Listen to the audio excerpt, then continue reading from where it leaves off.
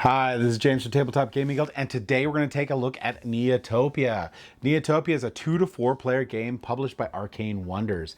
In Neotopia, you're going to be playing as an entrepreneur. You're going to be trying to be the best entrepreneur, and you're going to be trying to create the greatest city on the planet. Let's go ahead down to the table here. I'm going to show you how to play this game, and then we're going to come back and I'm going to give you my final thoughts.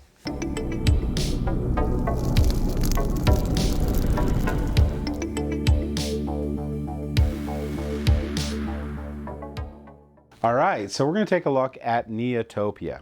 Neotopia is set in 2055, and you're trying to create the most advanced city in the world. You're going to be doing this by developing the 3 sections of the city and placing out these little tiles here, which represent a concept. So this is going to be like community, technology, energy, and food. And you're going to be trying to match different patterns up here and in your hand here to gain points throughout the game. Now, how does the game set up? The setup for the game is really easy. Basically, all you're going to do is you're going to put one of each type of tile out on each of these cities. You're going to set out this little mat here, and based on player count, you're going to remove some of these. So if it's 2 player, 3 of them. If it's 3 player, 2 of them. You're going to set this stack up with this card here, this tile here with a little checkered flag here on the bottom, and all the other ones stacked on top. On the top here, for the first one, you're going to be placing out one of each tile on there. You're going to be placing out these bonus discs on each of the places with this little ring on here, so there'll be 4 in each city. You'll be then placing the remainders, the 4 of them, in each of the bonus sections in the cities. The starting player is going to get this card. Each player is going to get a card of their color and a little disc of their color. You're going to get 3 scoring tiles. I just put them right by the areas where they will score at. And each player is going to get 3 of these project cards that they can complete during the game. The final portion of the setup is each player in turn order is going to place out a disc of their color. And when you place a disc out, it either has to be in the center portion or it has to be adjacent to another. So let's say this player wanted to put theirs in this city, they would just put it adjacent to the green, and this one put it here. Now you'll notice that there's one city with nothing in it. That can happen. It's fine. All right, so we're going to start the game. The game's going to continue on until we run out of these tiles. I'll show you how that happens in a minute, but you can only take 2 different actions on your turn, but you're going to take up to 3. You're going to take 3 actions exactly on your turn. So you have to take 3 actions on your turn. You can't take any more or less, and there's 2 different things you can do. One is you can draw a card. You can draw a card from this open display here, or you can draw one from the top of the deck. If you take one from the open display there's 4 cards there. Part of the setup was you actually shuffle that out and put 4 there, so I did skip that one, sorry. You won't replace that until the end of your turn. At the end of the turn, you will replenish the open market. The other thing you can do is you can place out a tile. Now, these tiles are divided into these different cities here, and you can pick one from the city here and put it to one of the adjacent factories, and you can put it to one of the adjacent cities. When you place one in a city, they either have to go in the center location right here or adjacent to another one. And what you're trying to do is you're trying to match these cards that are in your hand, or draw cards so that they're in hand so you can match them. When you place a disc, if you match this pattern, now it can be any rotation, doesn't really matter, but as long as that pattern is matched, you can play this card. And when you play this card, you will score the points listed on it. Now, some of them here have multiple different ones. Most of them have just one set, but if it's multiple different ones and you happen to be that color, you're going to get the lower score, so you're going to get 2 points. But if this is someone else's color, you're going to get 4 points.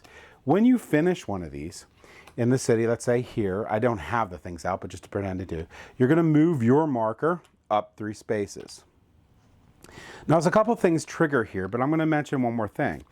Now, that's the top card. I cannot finish this pattern by placing another tile out on my turn, and you have to meet these, you have to be placing a tile. You can't be using an existing pattern on the board. You have to have finished it. I can't place this one because the pictures match. So I could finish this one in this area, but I couldn't finish that one. So that's the only other rule for each of these areas. And each of these little areas have their own discard pile. And as cards go on top, so this one goes on top, then I could do this one if I wanted to. But again, in order to get these points, you have had to have done the action where you placed out a tile, and it has to complete it. So that's that part, but there's a little bit more to it. So if I go past these little points right here, I will gain a bonus tile. I'll gain the top bonus tile. And these top bonus tiles do all sorts of different things. Like this one here just lets you get 2 cards whenever you want. If I use it, I return it to the box. If I keep it, it's worth 3 points if I never use it at the end of the game. So that one gets me 2 cards from the market row or the top of the deck immediately, which is nice, and that does not count as an action. And there's 3 spots where that happens. Once you flip to over here and you flip to the 20 side, you won't trigger it again. And when that pile runs out, the pile runs out. And that's the same for each of these different sections on the city. So there's a couple other things that'll happen. So if you do the tile placement here and you end up covering one of these, you will get this bonus tile. Same thing. You don't spend it, you'll get a point at the end of the game. This one here, you can just pick a color and put it on the board, which is cool. If you use it, if you spend it, like I said, it gets discarded and no points.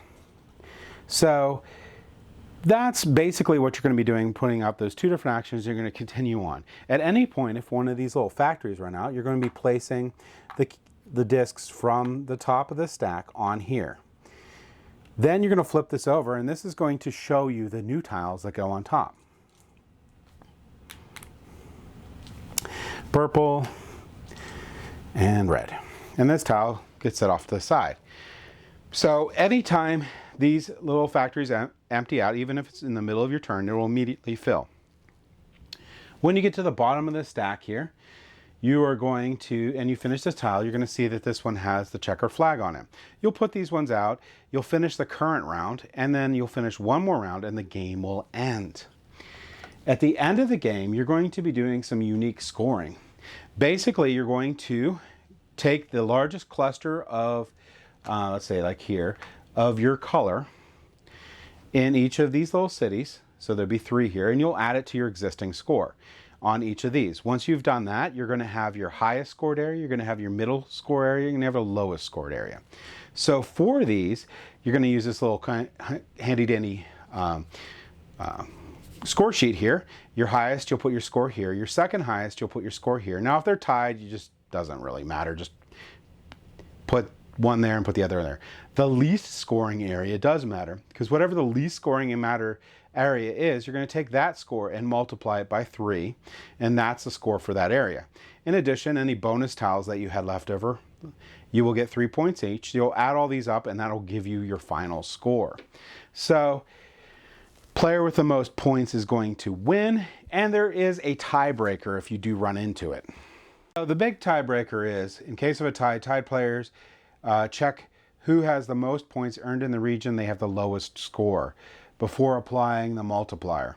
If they're still tied, they check to see who has the most points earned in the region they have the second, and so on until you have a winner. Now, that's all there is to Neotopia. Let's go ahead, back up the table here, and I'll give you my final thoughts on this game.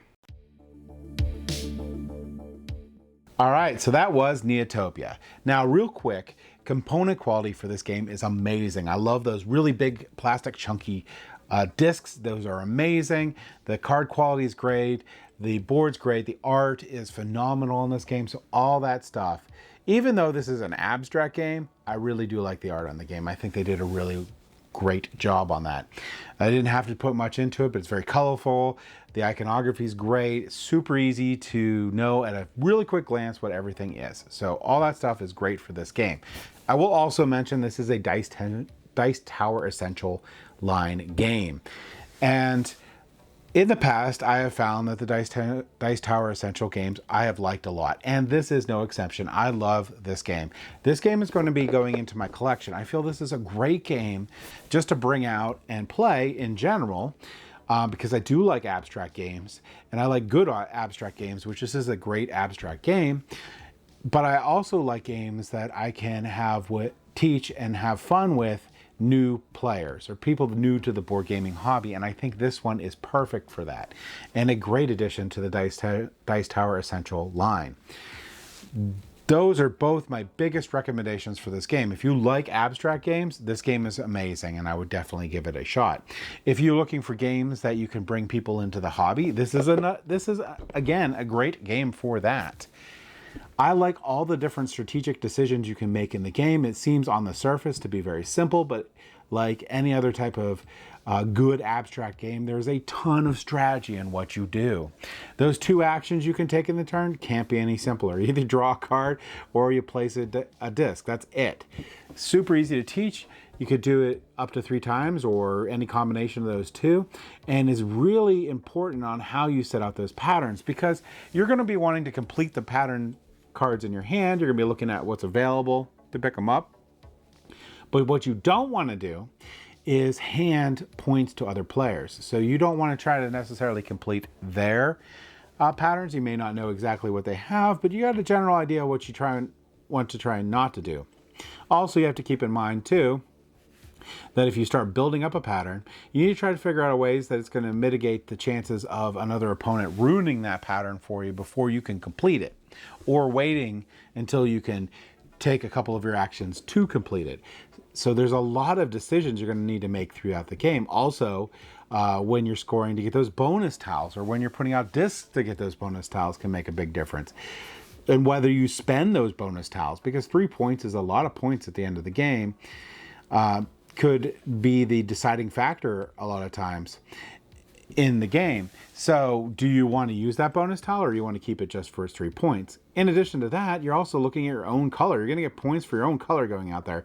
So you're going to try to do clusters of your own color, but you don't want to do it too much, because completing those bonus objective cards, or city planning cards, or whatever they're called, is a good portion of your points too. In addition, you want to try to maybe keep everything in the 3 sections about the same, because one of them is going to be 3 times the score. So you want to maximize on that point yield on that one too. There is just so much strategy in this game and so many things to think about, that for an abstract game, there's a ton of replayability in this game, because there's a lot of different avenues and a lot of different strategies that you can use to attempt to win the game and gain points. So unlike a lot of the abstract games I've played in the past, I think this game is going to make it to the table a lot, and I appreciate that a lot. And that's one of the big factors that I look for if it is an abstract game, and this game has it. So overall, overwhelmingly approve this game. I think this game is going to be great, especially if you like abstract games, so I think you will enjoy this a lot. This is definitely a game I think is worth checking out. If you don't like abstract games, obviously just don't worry about it, because it's an abstract game. But if you do, definitely check out Neotopia. And that's my thoughts on it. Thank you for watching.